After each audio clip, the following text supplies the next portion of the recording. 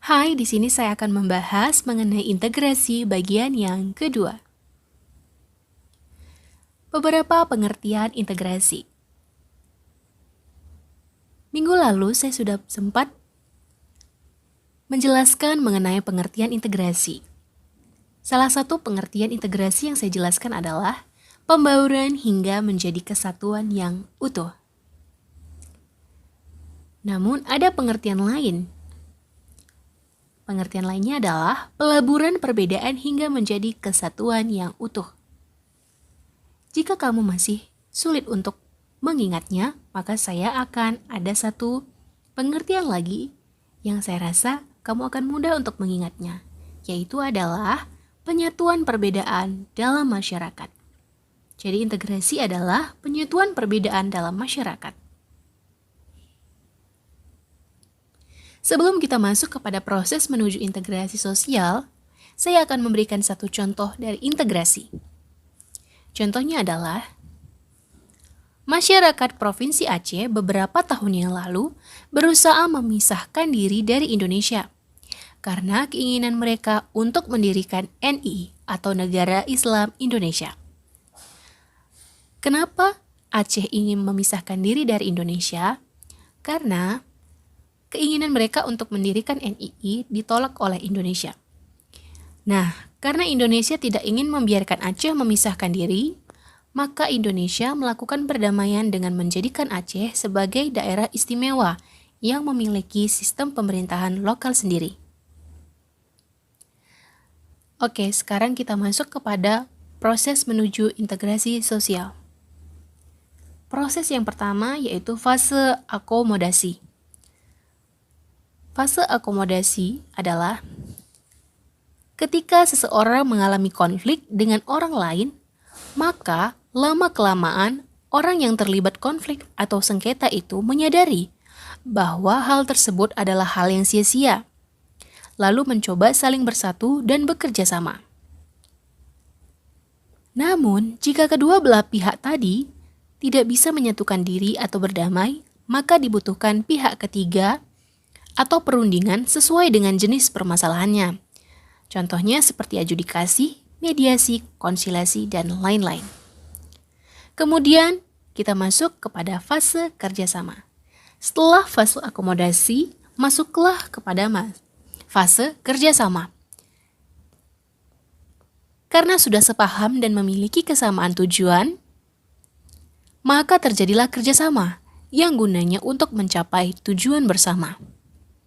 Setelah dari fase kerjasama, masuklah kepada fase koordinasi. Di dalam fase koordinasi, yaitu adalah terjadinya usaha untuk mengatur, menyimbangkan setiap pihak agar suatu kerjasama dapat berjalan dan berakhir dengan baik. Contohnya, ketua kelas mengatur atau mengkoordinir setiap anggotanya di kelas agar melakukan tugas piket masing-masing, supaya terjalin kerjasama yang baik. Nah, yang terakhir di sini adalah fase asimilasi, yaitu jika kita ulangi kembali, asimilasi adalah pembauran kebudayaan. Jadi, fase asimilasi di sini sebenarnya adalah fase atau taraf lanjut menuju integrasi. Dengan kata lain, setiap orang atau kelompok berusaha menyatukan perbedaan. Nah, ketika seorang itu berusaha untuk menyatukan perbedaan, dia berada dalam fase asimilasi. Nah, ketika perbedaan itu sudah bisa disatukan, maka itu dinamakan integrasi sosial. Jadi, integrasi sosial adalah kembali lagi ke pengertian kita yang pertama ya, jangan sampai lupa. Oke, kita sekarang masuk kepada pembahasan kita yang selanjutnya yaitu bentuk-bentuk integrasi menurut Myron Weiner. Yang pertama adalah integrasi nasional atau integrasi bangsa. Di sini maksudnya adalah usaha penyatuan kelompok budaya atau sosial ke dalam suatu wilayah untuk identitas sosial. Contoh, Papua merasa kulitnya hitam, berbeda ciri-cirinya dengan masyarakat dominan di Indonesia. Namun Indonesia berusaha menegaskan bahwa Papua merupakan bagian dari warga Indonesia walau berbeda ciri dengan mayoritas masyarakat Indonesia. Yang kedua, integrasi wilayah, yaitu menunjuk pada wewenang pusat yang berusaha mempersatukan wilayah-wilayah dengan budaya atau sosial tertentu dengan negara. Contohnya seperti masyarakat Aceh tadi ya, yang berusaha memisahkan wilayah dengan Indonesia. Nah, usaha pemerintah Indonesia yang merebut kembali Aceh itu disebut dengan integrasi wilayah. Kemudian yang ketiga adalah integrasi elit massa, yaitu penyatuan perbedaan aspirasi dan nilai antara pemerintah dengan masyarakat. Kemudian yang ketiga adalah integrasi nilai.